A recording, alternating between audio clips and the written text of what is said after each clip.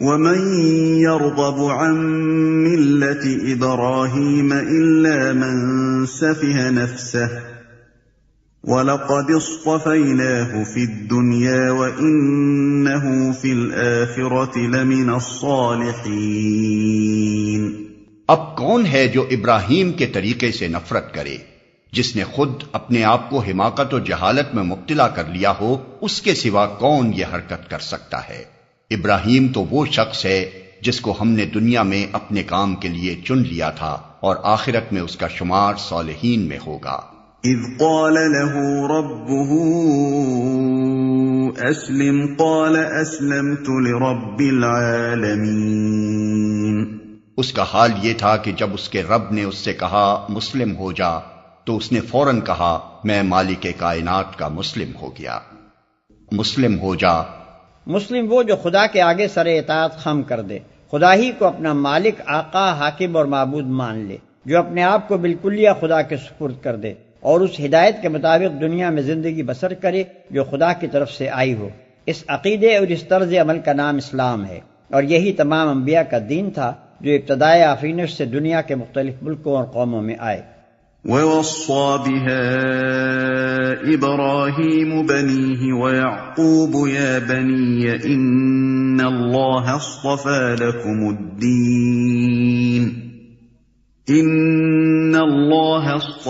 لَكُمُ الدِّينَ فَلَا تَمُوتُنَّ إِلَّا وَأَنْتُمْ مُسْلِمُونَ۔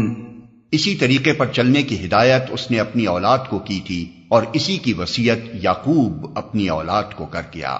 اس نے کہا تھا کہ میرے بچوں، اللہ نے تمہارے لیے یہی دین پسند کیا ہے، لہذا مرتے دم تک مسلم ہی رہنا، اور اسی کی وصیت یعقوب اپنی اولاد کو کر گیا۔ حضرت یعقوب علیہ السلام کا ذکر خاص طور پر اس لیے فرمایا کہ بنی اسرائیل براہ راست انہی کی اولاد تھے۔ اللہ نے تمہارے لیے یہی دین پسند کیا ہے۔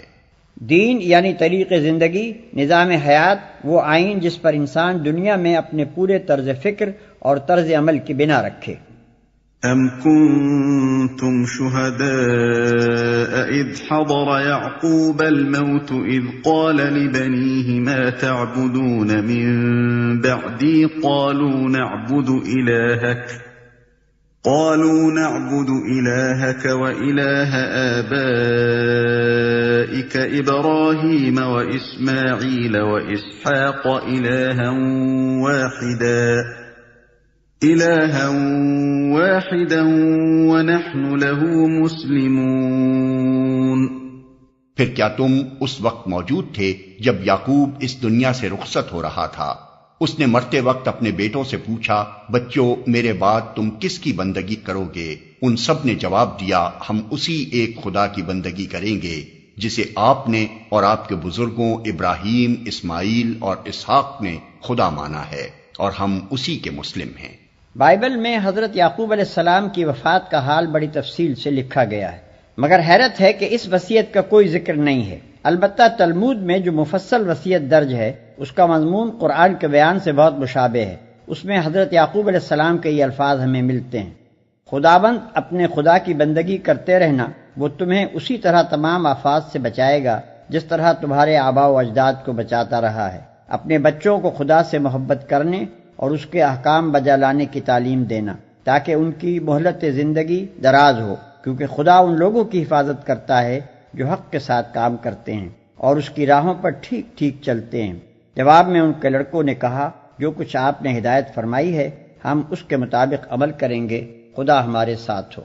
تب یعقوب علیہ السلام نے کہا اگر تم خدا کی سیدھی راہ سے دائیں یا بائیں نہ مڑو گے تو خدا ضرور تمہارے ساتھ رہے گا۔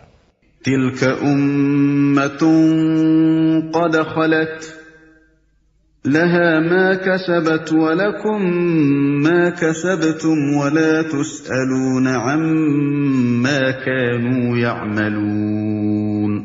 وہ کچھ لوگ تھے جو گزر گئے، جو کچھ انہوں نے کمایا وہ ان کے لیے ہے، اور جو کچھ تم کماؤ گے وہ تمہارے لیے ہے، تم سے یہ نہ پوچھا جائے گا کہ وہ کیا کرتے تھے۔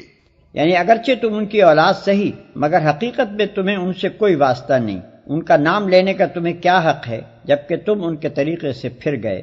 اللہ کے ہاں تم سے یہ نہیں پوچھا جائے گا کہ تمہارے باپ دادا کیا کرتے تھے، بلکہ یہ پوچھا جائے گا کہ تم خود کیا کرتے رہے۔ اور یہ جو فرمایا کہ جو کچھ انہوں نے کمایا وہ ان کے لیے ہے اور جو کچھ تم کماؤ گے وہ تمہارے لیے ہے، یہ قرآن کا خاص انداز بیان ہے۔ ہم جس چیز کو فعل یا عمل کہتے ہیں، قرآن اپنی زبان میں اسے کسب یا کمائی کہتا ہے۔ ہمارا ہر عمل اپنا ایک اچھا یا برا نتیجہ رکھتا ہے جو خدا کی خوشنودی یا ناراضی کی صورت میں ظاہر ہوگا، وہی نتیجہ ہماری کمائی ہے۔ کیونکہ قرآن کی نگاہ میں اصل اہمیت اسی نتیجے کی ہے، اس لیے اکثر وہ ہمارے کاموں کو عمل و فعل کے الفاظ سے تعبیر کرنے کے بجائے کسب کے لفظ سے تعبیر کرتا ہے۔ وَقَالُوا كُونُوا هُودًا أَوْ نَصَارَىٰ تَهْتَدُوا قُلْ بَلْ مِلَّةَ إِبْرَاهِيمَ حَنِيفًا وَمَا كَانَ مِنَ الْمُشْرِكِينَ۔ یہودی کہتے ہیں یہودی ہو تو راہ راست پاؤ گے، عیسائی کہتے ہیں عیسائی ہو تو ہدایت ملے گی۔ ان سے کہو نہیں، بلکہ سب کو چھوڑ کر ابراہیم کا طریقہ، اور ابراہیم مشرکوں میں سے نہ تھا۔ اس جواب کی لطافت سمجھنے کے لیے دو باتیں نگاہ میں رکھیے۔ ایک یہ کہ یہودیت اور عیسائیت دونوں بعد کی پیداوار ہیں۔ یہودیت اپنے اسلام اور اپنی مذہبی خصوصیات اور رسوم و قواعد کے ساتھ تیسری چوتھی صدی قبل مسیح میں پیدا ہوئی، اور عیسائیت جن عقائد اور مخصوص مذہبی تصورات کے مجموعے کا نام ہے، وہ تو حضرت مسیح علیہ السلام کے بھی ایک مدت بعد وجود میں آئے ہیں۔ اب یہ سوال خود بخود پیدا ہوتا ہے کہ اگر آدمی کے برسر ہدایت ہونے کا مدار یہودیت یا عیسائیت اختیار کرنے ہی پر ہے، تو حضرت ابراہیم علیہ السلام اور دوسرے انبیاء اور نیک لوگ جو ان مذہبوں کی پیدائش سے صدیوں پہلے پیدا ہوئے تھے اور جن کو خود یہودی اور عیسائی بھی ہدایت یافتہ مانتے ہیں، وہ آخر کس چیز سے ہدایت پاتے تھے؟ ظاہر ہے کہ وہ یہودیت اور عیسائیت نہ تھی۔ لہذا یہ بات آپ سے آپ واضح ہو گئی کہ انسان کے ہدایت یافتہ ہونے کا مدار ان مذہبی خصوصیات پر نہیں ہے جن کی وجہ سے یہودی اور عیسائی وغیرہ مختلف فرقے بنے ہیں، بلکہ دراصل اس کا مدار اس عالمگیر صراط مستقیم کے اختیار کرنے پر ہے جس سے ہر زمانے میں انسان ہدایت پاتے رہے ہیں۔ دوسرے یہ کہ خود یہود و نصارہ کی اپنی مقدس کتابیں اس بات پر گواہ ہیں کہ حضرت ابراہیم علیہ السلام ایک اللہ کے سوا کسی دوسرے کی پرستش، تقدیس، بندگی اور اطاعت کے قائل نہ تھے، اور ان کا مشن ہی یہ تھا کہ خدائی کی صفات و خصوصیات میں اللہ کے ساتھ کسی اور کو شریک نہ ٹھہرایا جائے۔ لہذا یہ بالکل ظاہر ہے کہ یہودیت اور نصرانیت دونوں اس راہ راست سے منحرف ہو گئی ہیں جس پر حضرت ابراہیم علیہ السلام چلتے تھے، کیونکہ ان دونوں میں شرک کی آمیزش ہو گئی ہے۔ قولوا آمنا بالله وما أنزل إلينا وما أنزل إلى إبراهيم وإسماعيل وإسحاق ويعقوب والأسباط وما أوتي موسى وعيسى وما أوتي النبيون من ربهم لا نفرق بين أحد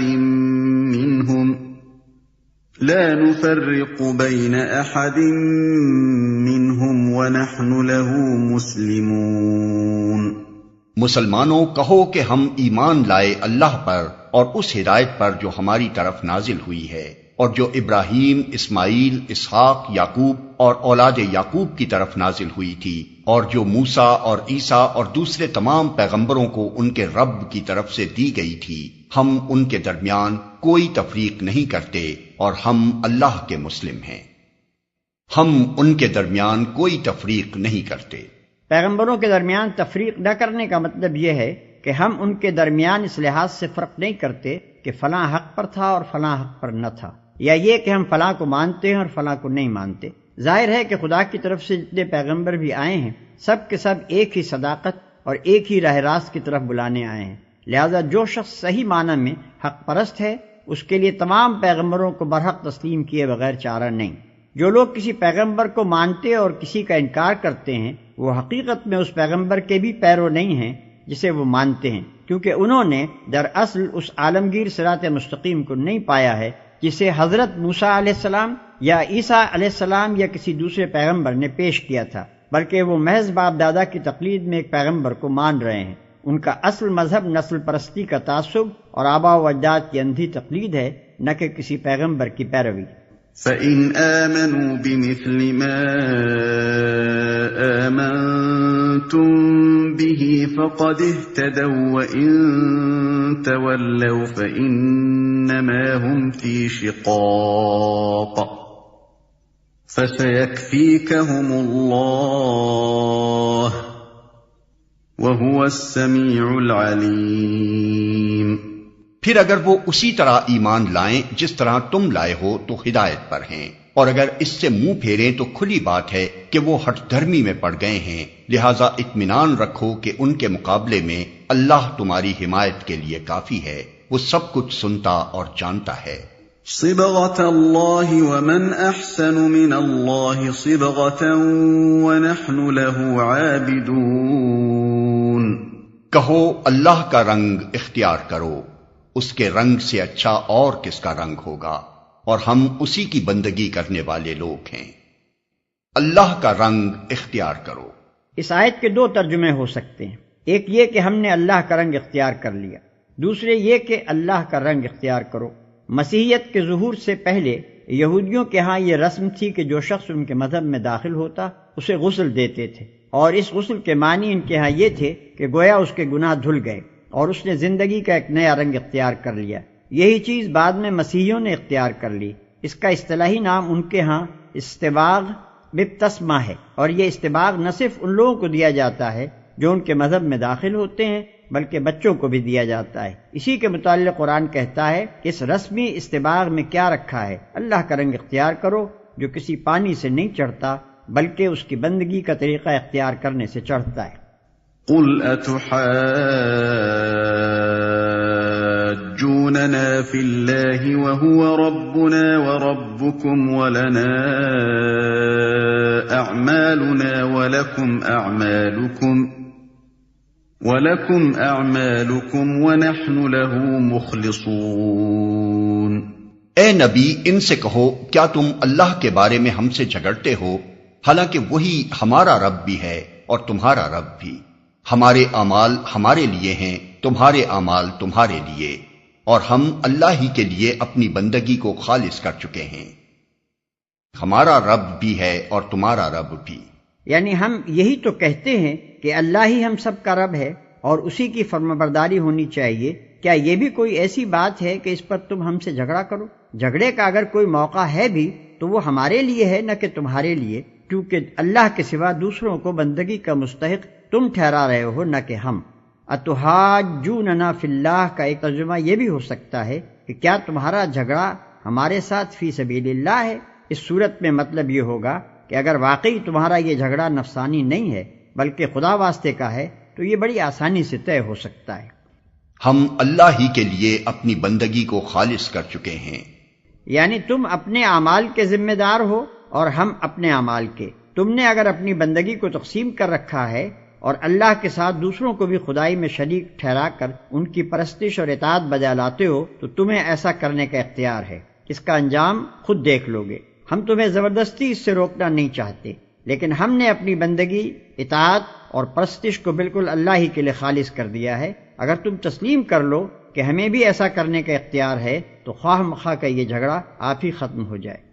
ام تقولون ان ابراہیم واسماعیل واسحاق ویعقوب والاسباط كانوا هودا او نصارا قل اانتم اعلم ام اللہ ومن اظلم ممن كتم شهادة عنده من الله وَمَا اللَّهُ بِغَافِلٍ عَمَّا تَعْمَلُونَ۔ یا پھر کیا تمہارا کہنا یہ ہے کہ ابراہیم، اسماعیل، اسحاق، یعقوب اور اولاد یعقوب سب کے سب یہودی تھے یا نصرانی تھے؟ کہو تم زیادہ جانتے ہو یا اللہ؟ اس شخص سے بڑا ظالم اور کون ہوگا جس کے ذمے اللہ کی طرف سے ایک گواہی ہو اور وہ اسے چھپائے؟ تمہاری حرکات سے اللہ غافل تو نہیں ہے۔ تم زیادہ جانتے ہو یا اللہ؟ یہ خطاب یہود و نصارہ کے ان جاہل عوام سے ہے جو واقعی اپنے نزدیک یہ سمجھتے تھے کہ یہ جلیل القدر انبیاء سب کے سب یہودی یا عیسائی تھے۔ تمہاری حرکات سے اللہ غافل تو نہیں ہے۔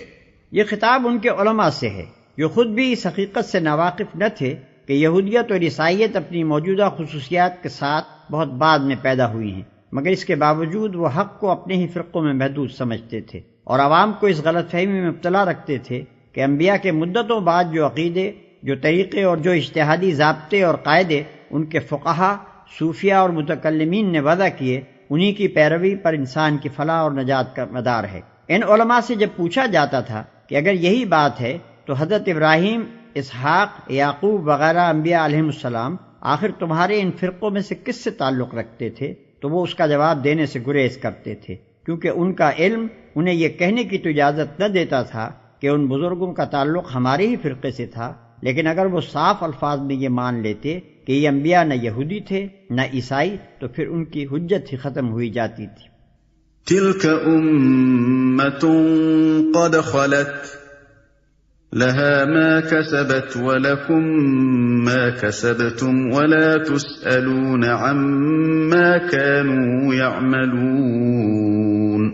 وہ کچھ لوگ تھے جو گزر چکے، ان کی کمائی ان کے لیے تھی اور تمہاری کمائی تمہارے لیے، تم سے ان کے اعمال کے متعلق سوال نہیں ہوگا۔